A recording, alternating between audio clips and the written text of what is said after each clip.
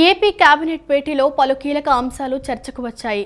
Land grabbing act 1982 repeal bill ప్రతిపాదనపై చర్చించినట్లు సమాచారం. ఇక నామినేటెడ్ పదవుల్లో బీసీలకు 34% రిజర్వేషన్ అంశంపై చర్చ జరిగే అవకాశం ఉంది. దీంతో పాటు జీవో 77ను రద్దు చేయాలని నిర్ణయం తీసుకోనున్నారు. ముఖ్యమంత్రి చంద్రబాబు అధ్యక్షతన ఏపీ కేబినెట్ సమావేశం కొనసాగుతోంది. ఈ సందర్భంగా పలు కీలక అంశాలు చర్చకొచ్చాయి. ల్యాండ్ గ్రాబింగ్ చట్టం 1982 రద్దు బిల్లు ప్రతిపాదనపై రాష్ట్ర మంత్రివర్గం చర్చించినట్లు సమాచారం. దీని స్థానంలో కొత్త చట్టాన్ని తీసుకురావాలని నిర్ణయించినట్లు తెలుస్తోంది. ఇక నామినేటెడ్ పదవుల్లో బీసీలకు 34% రిజర్వేషన్ అంశంపై చర్చ జరిగే అవకాశం ఉంది. దీంతో పాటు జీవో 77ను రద్దు చేయాలని నిర్ణయం తీసుకున్నారు. 2017లో చేసిన స్మార్ట్ పల్స్ సర్వే నివేదికను నామినేటెడ్ పోస్టుల నియామకానికి ప్రాతిపదికగా తీసుకోవాలని నిర్ణయించింది. కొత్త క్రీడా విధానం, drone, semiconductor, data centre పాలసీలపై చర్చించి కేబినెట్ ఆమోదం తెలపనుంది. ప్రభుత్వ ఉద్యోగాల్లో స్పోర్ట్స్ కోటాను 2 నుంచి 3% పెంపుదల ప్రతిపాదనపై చర్చించనున్నారు. ఒలింపిక్స్ క్రీడల్లో బంగారు పథకం సాధించిన క్రీడాకారులకు ప్రోత్సాహకం 7 కోట్ల రూపాయలకు పెంపుపైన కేబినెట్ చర్చించనుంది. తిరుమల తిరుపతి దేవస్థానం కొత్త పాలక మండలి చైర్మన్గా బొలినేని రాజగోపాల్ నాయుడు బుధవారం ఉదయం ప్రమాణ స్వీకారం చేశారు. అలాగే 17 మంది సభ్యులు కూడా ప్రమాణం చేశారు. శ్రీవారి ఆలయంలోని బంగారు వాకిలిలో బిఆర్ నాయుడు చేత ఈవో శ్యామలరావు ప్రమాణ స్వీకారం చేయించారు. టీటీడీ పాలక మండలి సభ్యులుగా పలువురు సభ్యులు ప్రమాణ స్వీకారం చేశారు.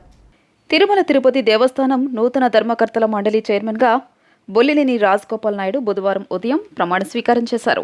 ఈ మేరకు ఆయనతో ఆలయ ఈవో శ్యామలరావు ప్రమాణం చేయించారు. ఆలయ సంప్రదాయాల ప్రకారం ముందుగా TTD chairman BR Naidu Varahaswamy వారిని దర్శించుకుని అక్కడి నుంచి శ్రీవారిని దర్శించుకునేందుకు వెళ్లారు.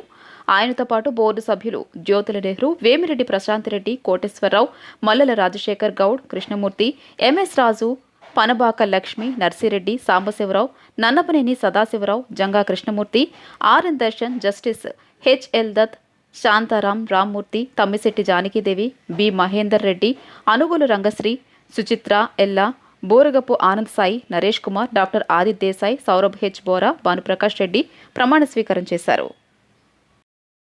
సీఎం చంద్రబాబు ఆదేశాల ప్రకారం 3 పార్టీల సమన్వయంతో పాటు ప్రజా సమస్యలపై కాకినాడ ఇన్ఛార్జ్ మంత్రిగా ప్రత్యేక దృష్టి సారిస్తానని పురపాలక శాఖ మంత్రి నారాయణ తెలిపారు. 10 లక్షల కోట్ల అప్పుతో రాష్ట్ర ఖజానాను జగన్ ఖాళీ చేసి వెళ్లిపోయారని విమర్శించారు. స్థానిక సంస్థలకు కేంద్రం ఇచ్చిన నిధులను కూడా వాడేశారని, సీఎం చంద్రబాబు ఆర్థిక వ్యవస్థను గాడిన పెట్టే ప్రయత్నం చేస్తున్నారని తెలిపారు. గత పాలకుల తప్పుడు విధానాల వల్ల రాష్ట్ర ప్రభుత్వం ఖాళీ అయ్యిందని పురపాలక శాఖ మంత్రి పి నారాయణ విమర్శించారు. ఇన్ఛార్జ్ మంత్రిగా తొలిసారి ఆయన కాకినాడకు వెళ్లారు. టీడీపీ పొలిట్ బ్యూరో సభ్యులు చినరాజప్ప, ఎమ్మెల్యేలు పంతం నానాజీ, పరుపుల సత్యప్రభ, ఎమ్మెల్సీ అభ్యర్థి రాజశేఖర్ తదితరులు ఆయనకు ఘనంగా స్వాగతం పలికారు. ఈ సందర్భంగా టీడీపీ, జనసేన, బీజేపీ ముఖ్య నేతలతో సమావేశమయ్యారు.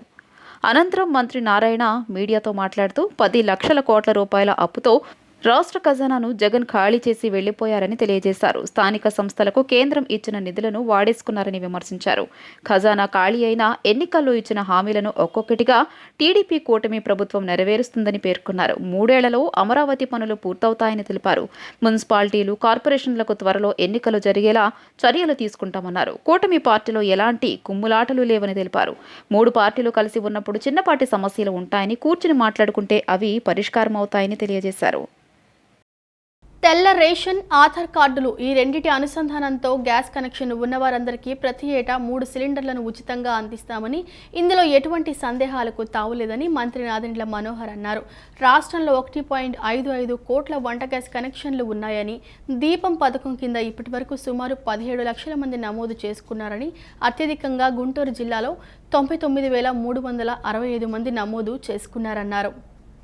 తెనాలి పట్టణంలోని ఎడ్లలింగయ్య కాలనీ, బాలాజీరావుపేటలోని అయ్యప్ప స్వామి గుడి సమీపంలో జరిగిన దీపం 2 పథకం ఉచిత గ్యాస్ సిలిండర్ల పంపిణీ కార్యక్రమంలో మంత్రి నాదెండ్ల మనోహర్ పాల్గొన్నారు.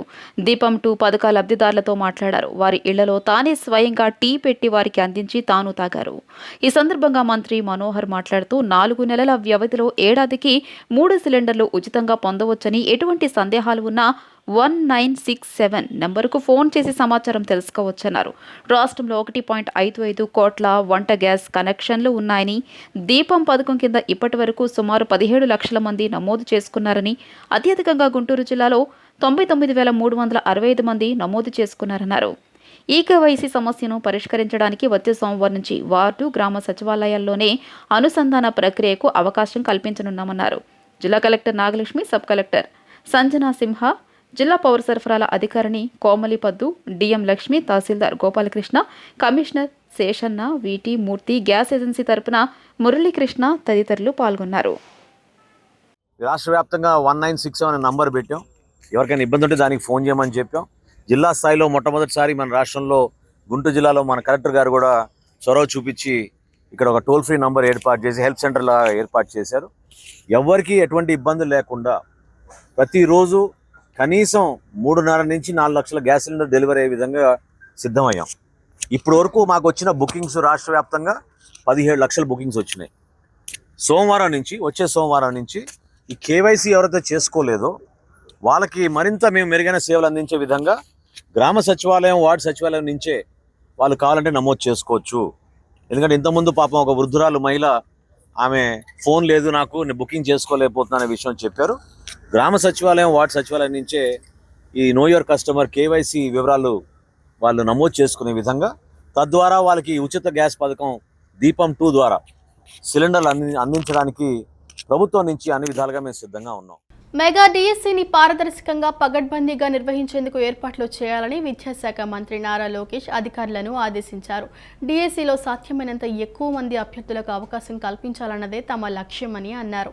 రాష్ట్ర ఉత్తమ ఉపాధ్యాయులకు ఈ నెల 11న అవార్డులు ప్రదానం చేయనున్నట్లు తెలిపారు. పాఠశాలలో విద్యా ప్రమాణాలు మెరుగుపరిచే చర్యల్లో భాగంగా తల్లిదండ్రులను భాగస్వాములను చేయాలన్నారు. పాఠశాల, ఇంటర్మీడియట్ విద్యపై మంగళవారం నిర్వహించిన సమీక్షలో మంత్రి నారా లోకేష్ మాట్లాడారు. డిఎస్సిలో సాధ్యమైనంత ఎక్కువ మంది అభ్యర్థులకు అవకాశం కల్పించాలన్నదే తమ లక్ష్యమన్నారు.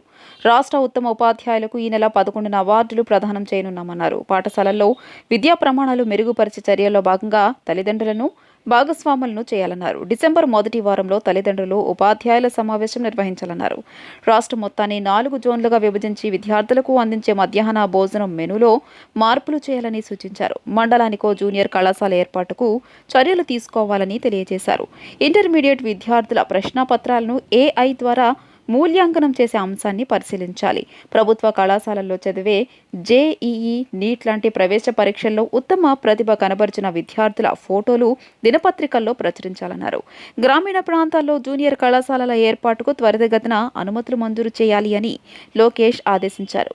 వచ్చే ఏడాది నుంచి ఇంటర్మీడియట్ మొదటి సంవత్సరంలో NCERT పుస్తకాలు ప్రవేశపెట్టడంతో పాటు ప్రశ్నపత్రంలో మార్పులు చేయనున్నట్లు అధికారులు మంత్రికి వివరించారు.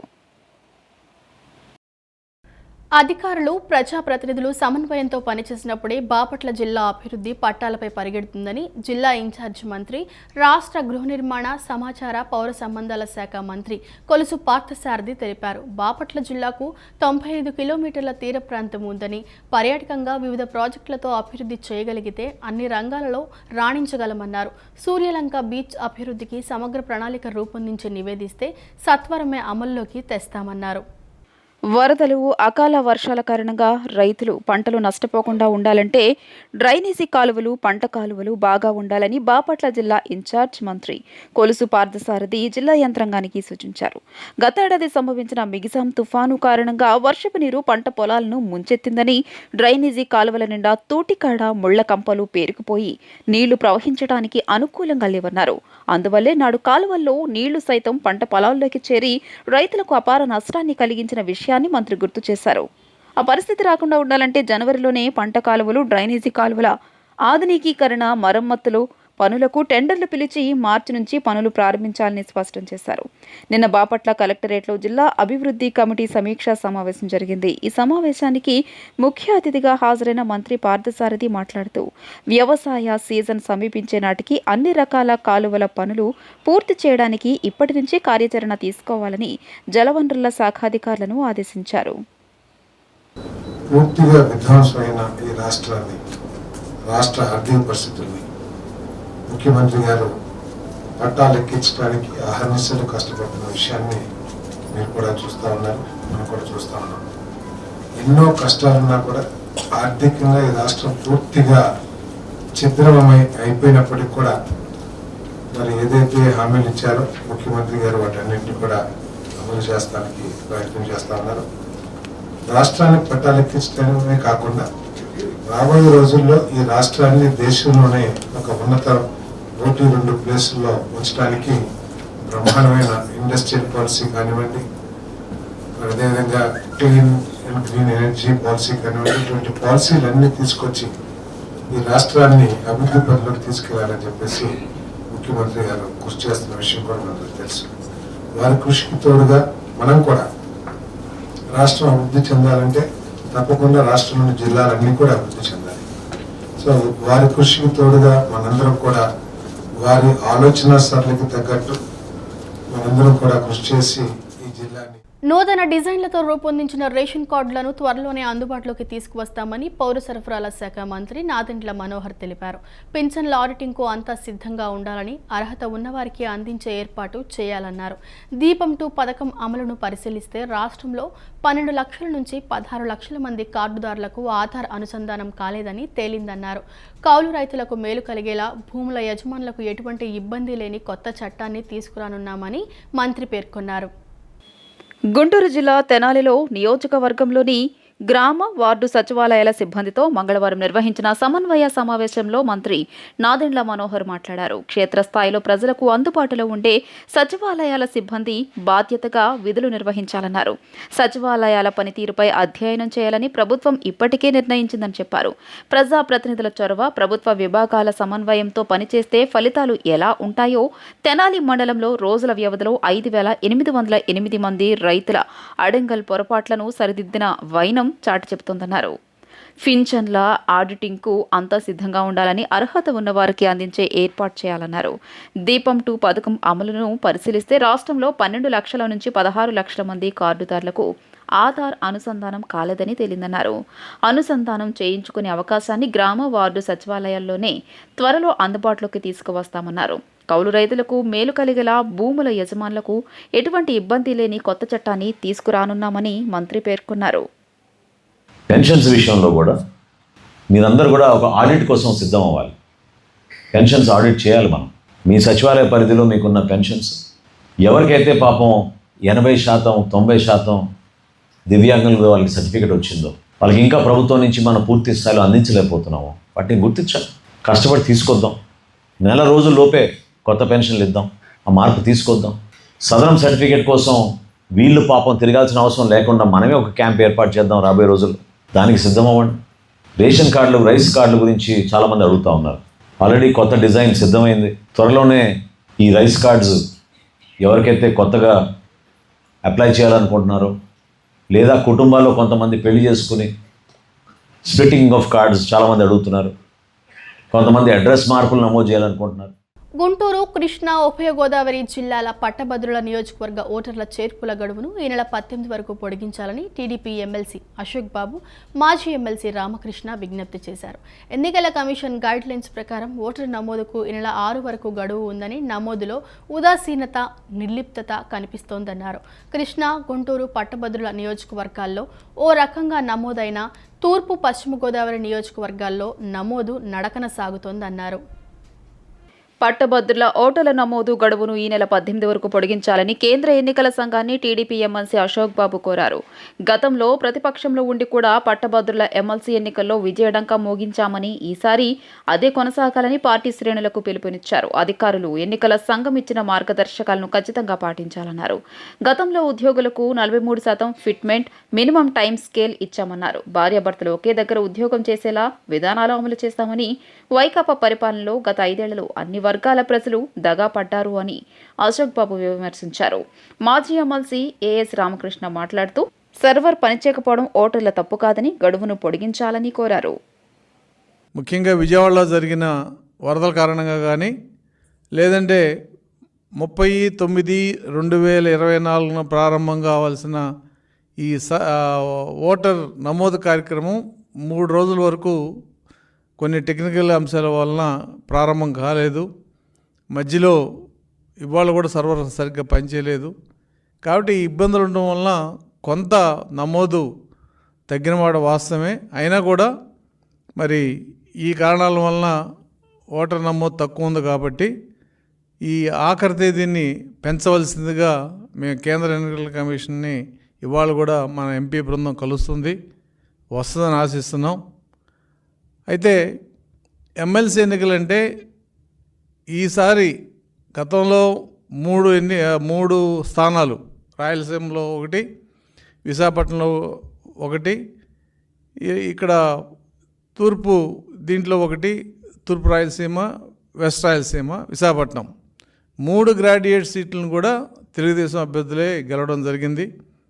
మరి అప్పుడున్న వాతావరణం విజయవాడ మహాత్మా గాంధీ రోడ్లోని బాపు మ్యూజియంలో ఏర్పాటు చేసిన సాయి చేనేత హస్తకళా ప్రదర్శన ప్రజలను అలరిస్తుంది. ఈ ఎగ్జిబిషన్లో పోచంపల్లి, మంగళగిరి చీరల శారీస్, డ్రెస్ మెటీరియల్స్ లభిస్తున్నాయి. అలాగే ఉప్పాడ, నారాయణపేట, గద్వాల్, మాధవరం, ధర్మవరం పట్టు saris, Bengali, cotton fancy cloth work saris లభ్యమవుతున్నాయని నిర్వాహకులు తెలిపారు. వీటితో పాటు హస్తకళా వస్తువులు లభ్యమవుతాయని నగరవాసులు ఈ ఎగ్జిబిషన్ ఆదరించాలని కోరారు. చేనేత హస్త కళాకారులు తయారు చేసిన ఉత్పత్తులతో మహాత్మా గాంధీ రోడ్లోని బాపు మ్యూజియంలో ఏర్పాటు చేసిన సాయి చేనేత హస్తకళ ప్రదర్శన ప్రజలను అలరిస్తోంది. అక్టోబర్ 9న ప్రారంభమైన ఈ ఎగ్జిబిషన్ మరో 3 రోజులతో ముగియనుంది. ప్రదర్శన నిర్వాహకులు అంకారావు మాట్లాడుతూ ప్రదర్శనలో వివిధ రాష్ట్రాలకు చెందిన చేనేత హస్తకళాకారులు తమ ఉత్పత్తులతో స్టాల్స్ ను ఏర్పాటు చేశారన్నారు. ప్రదర్శనలో Pochampally, Narayanpet, Uppada, Chirala, Mangalagiri, Kalamkari fancy, khadi, cotton printed Bengali silks, Bhagalpur చీరలు, bandhani silk, Gujarat design tops, Lucknow chikan work, door curtains, door mats, Warangal towels, bedsheets, మహిళల అలంకరణ వస్తువులు, అనేక రకాల గృహోపకరణాలు వినియోగదారులకు అందుబాటు ధరల్లో లభిస్తాయన్నారు. నగరవాసులకు కావలసిన అన్ని రకాల ఉత్పత్తులు ఇక్కడ లభ్యమవుతాయన్నారు. వీటితో పాటు హస్తకళా వస్తువులు లభ్యమవుతాయని నగరవాసులు ఈ ఎగ్జిబిషన్ ఆదరించాలని కోరారు. రాష్ట్రాల నుంచి కాశ్మీర్ శారీసు, బాగల్పూర్ శారీసు, యూపీ, కలకత్తా, లక్నో వర్క్ శారీసు, ఇలా అనేక రకాలైన చేనేత వస్త్రాలు ఇక్కడ మనం ప్రదర్శనలో అందుబాటులో ఉంచడం జరిగిందండి. ఈ ప్రదర్శన ఈ నవంబర్ నెల 30వ తేదీ వరకు ఇక్కడ ప్రజల ఆదరణ మేరకు 30వ తారీఖు వరకు మనం పొడిగించడం జరిగిందండి. కావున నగర వాసులు విరివిగా విచ్చేసి ఇక్కడ ప్రదర్శనలో ఉన్న చేనేత వస్త్రాలు విరివిగా వచ్చి కొనుగోలు చేయవలసిందిగా మేము కోరుచున్నామండి. అలాగే ఈ సమయం వచ్చేసరికి ఉదయం 10 గంటల నుంచి రాత్రి 9 గంటల వరకు అందుబాటులో ఉంచడం జరుగుతుందండి. ప్రజలందరూ విరివిగా వచ్చి చేనేత వస్త్రాలు కొనుగోలు చేస్తారని మేము కోరుచున్నాము.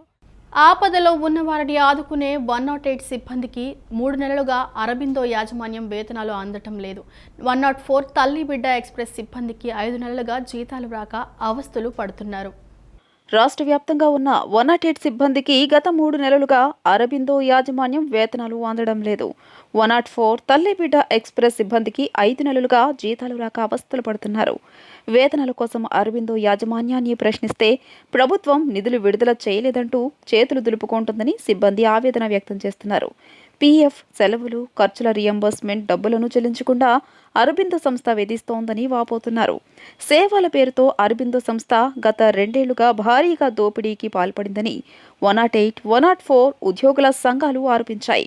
నిర్వహణ నుంచి అరబిందో తప్పుకుంటే ఆ బాధ్యతల్ని ప్రభుత్వమే చేపట్టాలని సంఘాల నాయకులు కోరుతున్నారు. శ్రీ చైతన్య విద్యా సంస్థల చైర్పర్సన్ డాక్టర్ ఝాన్సీ లక్ష్మీబాయి జన్మదినాన్ని పురస్కరించుకొని ఎంజీ రోడ్లోని ఇందిరా టవర్స్ నందు చైతన్య ఎడ్యుకేషనల్ ట్రస్ట్ ఆధ్వర్యంలో రక్తదాన శిబిరాన్ని ఏర్పాటు చేశారు. ఝాన్సీ లక్ష్మీబాయి సంకల్పం కారణంగా ఎంతో మంది విద్యార్థులు అన్ని రంగాలలో రాణిస్తున్నారని డీన్ శ్రీనివాసరావు చెప్పారు. శ్రీ చైతన్య విద్యా సంస్థలు కేవలం విద్య మాత్రమే కాక సేవా దృక్పథంలో ముందు ఉంటుందని వెల్లడించారు. శ్రీ చైతన్య విద్యా సంస్థల చైర్పర్సన్ డాక్టర్ ఝాన్సీ లక్ష్మీబాయి జన్మదినాన్ని పురస్కరించుకొని ఎంజీ రోడ్లోని ఇందిరా టవర్స్ నందు చైతన్య ఎడ్యుకేషనల్ ట్రస్ట్ ఆధ్వర్యంలో రక్తదాన శిబిరాన్ని ఏర్పాటు చేశారు. ఈ సందర్భంగా శ్రీ చైతన్య విద్యా సంస్థలకు చెందిన అధ్యాపకులు, అధ్యాపకేతర బృందం స్వచ్ఛందంగా ముందుకు వచ్చి రక్తదానం చేశారు. ఈ సందర్భంగా డీన్ శ్రీనివాసరావు మాట్లాడుతూ శ్రీ చైతన్య విద్యా సంస్థలకు పర్వదినమని అన్నారు. 40 సంవత్సరాల క్రితం డాక్టర్ బిఎస్ రావు శ్రీ చైతన్య విద్యా సంస్థలను ఏర్పాటు చేశారని, ఆ సంకల్పానికి ఆయన సతీమణి ఝాన్సీ లక్ష్మీబాయి తోడుగా నిలిచారని అన్నారు. ఆమె జన్మదినం సందర్భంగా రక్తదాన శిబిరాలు ఏర్పాటు చేశామని చెప్పారు. ఝాన్సీ లక్ష్మీబాయి సంకల్పం కారణంగా ఎంతో మంది విద్యార్థులు అన్ని రంగాలు రాణిస్తున్నారని చెప్పారు. శ్రీ చైతన్య విద్యా సంస్థలు కేవలం విద్య మాత్రమే కాక సేవా దృక్పథంలో ముందుంటుందని వెల్లడించారు. అనంతరం day scholars, hostellers dean Haribabu మాట్లాడుతూ నేడు నిర్వహించిన రక్తదాన శిబిరానికి విశేష స్పందన లభించిందని చెప్పారు. అధ్యాపకులు అధ్యాపకేతర బృందం స్వచ్ఛందంగా ముందుకు వచ్చి రక్తదానం చేశారని చెప్పారు. తల్లి లాంటి శిక్షణ, తండ్రి లాంటి రక్షణ శ్రీ చైతన్య విద్యా సంస్థలు అందిస్తోందని తెలిపారు. శ్రీ చైతన్య విద్యా సంస్థలు కేవలం విద్యా సంస్థలకే కాకుండా, విద్యకే కాకుండా ఆధ్యాత్మికంగా వైపు మరియు ఇవాళ ఇంతమంది మా దగ్గర పనిచేస్తున్నటువంటి అధ్యాపకులు, అధ్యాపక బృందం రక్తదాన శిబిరంలో కూడా పాల్గొన్నారు. అంటే సేవా దృక్పథం కలిగినటువంటి వ్యక్తులం, సేవకు కూడా ఉండాలి అనేది మా మేడం గారి యొక్క సంకల్పం. ఈ సంకల్పాన్ని అందరం కలిసి విజయం సాధిస్తున్నాం. Thank you madam, once again మా అందరి తరపున మీకు many happy returns of the day. Staff నుంచి విశేష స్పందనకి అందరూ కూడా అంటే వాళ్ళు స్థాపించిన విద్యా సంస్థలు డాక్టర్ బిఎస్ రావు గారు కానీ, ఝాన్సీ లక్ష్మీబాయి గారు కానీ ఫస్ట్ నుంచి కూడా వాళ్ళొక మోటోతో తల్లి లాంటి శిక్షణ, తండ్రి లాంటి రక్షణ అనే స్లోగన్తో ప్రజానికానికి, పిల్లలకి సేవా కార్యక్రమాలు, చదువుతో పాటు సేవా కార్యక్రమాల్లో కూడా ముందుండి నడిపించు ఉంటారు. కాబట్టి ఈ విధమైన విశేష స్పందన లభిస్తూ ఉంది. మేడం గారికి మరోసారి 76వ జన్మదిన శుభాకాంక్షలు, ధన్యవాదములు. ఐఐటీలో బీటెక్ సీట్ల భర్తీకి నిర్వహించే జేఈఈ అడ్వాన్స్డ్ పరీక్షను వరుసగా 2 ఏళ్లు మాత్రమే రాసే అవకాశం ఉండగా ఇక నుంచి 3 ఏళ్లు రాసుకోవచ్చని కేంద్రం ప్రకటించింది. ఫలితంగా 2022-23 విద్యా సంవత్సరంలో ఇంటర్ పాస్ అయిన వారికి కూడా ఈసారి పరీక్ష రాసేందుకు అర్హత లభించింది. ఐఐటీలో బీటెక్ సీట్ల భర్తీకి నిర్వహించే జేఈఈ అడ్వాన్స్డ్ పరీక్షను వరుసగా 2 ఏళ్లు మాత్రమే రాసే అవకాశం ఉండగా ఇక నుంచి 3 ఏళ్లు రాసుకోవచ్చని కేంద్రం ప్రకటించింది. ఫలితంగా 2022-23 విద్యా సంవత్సరంలో ఇంటర్ పాస్ అయిన వారికి కూడా ఈసారి పరీక్ష రాసేందుకు అర్హత లభించింది. జేఈఈ అడ్వాన్స్డ్ 2025 నిర్వహణ బాధ్యత తీసుకున్న ఐఐటి కాన్పూర్ ఈ విషయాన్ని వెల్లడించింది. మెయిన్స్లో అర్హత సాధించడం సహా 2000 అక్టోబర్ 1 లేదా ఆ తర్వాత జన్మించిన వారు మాత్రమే 2025 అడ్వాన్స్డ్ పరీక్ష రాసేందుకు అర్హులని తెలిపింది. ఎస్సీ, ఎస్టీ దివ్యాంగులకు 5 ఏళ్లు మినహాయింపించారు. సిలబస్లో ఎలాంటి మార్పు లేదని ఐఐటి కాన్పూర్ స్పష్టం చేసింది. మరోవైపు జేఈఈ మెయిన్ దరఖాస్తులో ఆదాయ ధ్రువపత్రం సంఖ్య, దాన్ని ఎవరిచ్చారు, ఏ తేదీన ఇచ్చారన్న వివరాలు నమోదు చేయాలన్న ఎన్టీఏ నిబంధనతో విద్యార్థులు ఇబ్బందులు పడుతున్నారు. ఇప్పటికిప్పుడు వాటిని ఎక్కడ తీసుకురావాలని ఆందోళన చెందుతున్నారు. ఈ వార్తలు ఇంతటితో సమాప్తం. మరో బులెటిన్తో మళ్ళీ కలుసుకుందాం. నమస్కారం.